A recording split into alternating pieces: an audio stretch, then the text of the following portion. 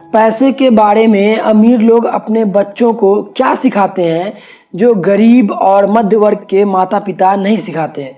हर व्यक्ति अमीर बनना चाहता है। सभी का सपना होता है कि उसके पास बहुत धन दौलत हो, महंगी गाड़ियाँ, बंगले, महंगे कपड़े हों। यह सपना तो सभी लोग देखते हैं, पर बहुत कम लोग ही इस सपने को पूरा कर पाते हैं। ऐसा नहीं है कि लोग मेहनत नहीं करते, बेशक वह कड़ी मेहनत करते हैं, पर पैसे का मैनेजमेंट कैसे करना है लोग यह नहीं जानते।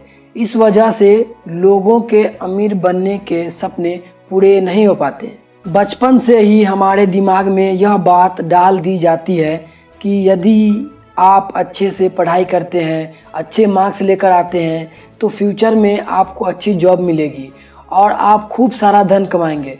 परंतु हमारे देश भारत में बहुत से ऐसे लोग हैं जो बहुत ज़्यादा पढ़े लिखे हैं और अच्छी नौकरी में होते हुए भी वित्तीय तौर पे मजबूत नहीं है। वहीं दूसरी तरफ ऐसे भी लोग हैं जो ना तो अच्छे से पढ़ाई किए होते हैं और ना ही किसी के अंडर में जॉब करते हैं, फिर भी वे अमीर लोगों की गिनती में सबसे आगे हैं। अर्थात हम कह सकते हैं कि कोई भी व्यक्ति सिर्फ पढ़ाई और नौकरी के दम पर गरीब और अमीर नहीं हो सकता। इसके लिए आपको फाइनेंशियल मैनेजमेंट को समझना बहुत ज़रूरी है। चलिए फाइनेंशियल मैनेजमेंट को समझते हैं। ऑथर के दो पिता हैं, जिसमें एक अमीर है और एक गरीब है। अब आप सोचेंगे दो पिता कैसे? एक उनके जन्मदाता हैं जो कि गरीब थे और दूसरे पिता उनके बेस्ट फ्रेंड के पिता थे जिन्हें रॉबर्ट अपना पिता मानता था। एक पिता जो गरीब है, बहुत ही ज़्यादा पढ़े लिखे हैं, और दूसरा पिता जो अमीर है, उन्हें अपने स्कूल की पढ़ाई भी पूरी नहीं की है।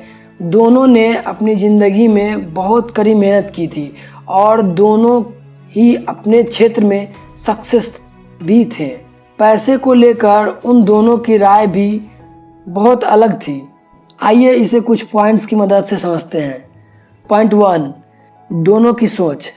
रॉबर्ट कियोसाकी के पहले पिता का मानना था कि वह कोई वस्तु खरीद नहीं सकते, जबकि दूसरे पिता इस बात से चिढ़ते थे।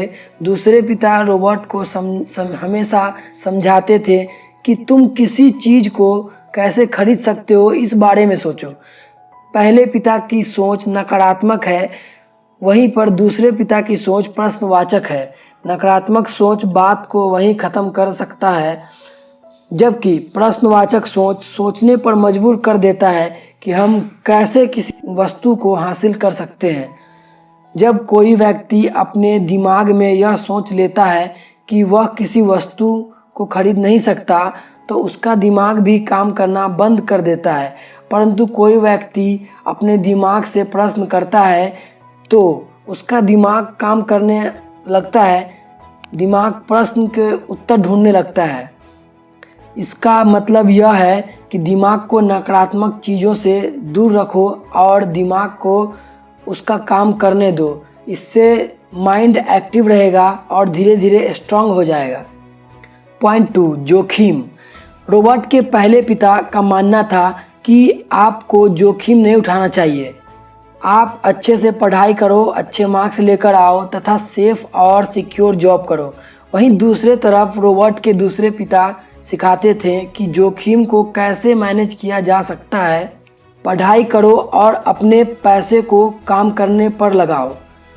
पॉइंट 3, संपत्ति और दायित्व में अंतर का पता करना।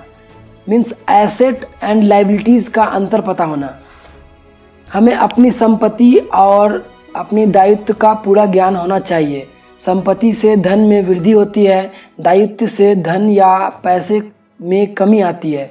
यदि आप अमीर बनना चाहते हैं तो आप संपत्ति खरीदें, ज़मीन, शेयर, इन्वेस्टमेंट, और यदि आप गरीब रहना चाहते हैं तो आप दायित्व यानी लोन, फर्नीचर, गाड़ी, लग्जरी प्रोडक्ट्स खरीदें। आप दायित्व को देखकर कंफ्यूज मत होना। आप फर्नीचर या गाड़ी खरीदते हैं तो उससे आपको कभी भी किसी तरह का इनकम नहीं होगा। पॉइंट 4, सबसे पहले खुद को पेमेंट करना।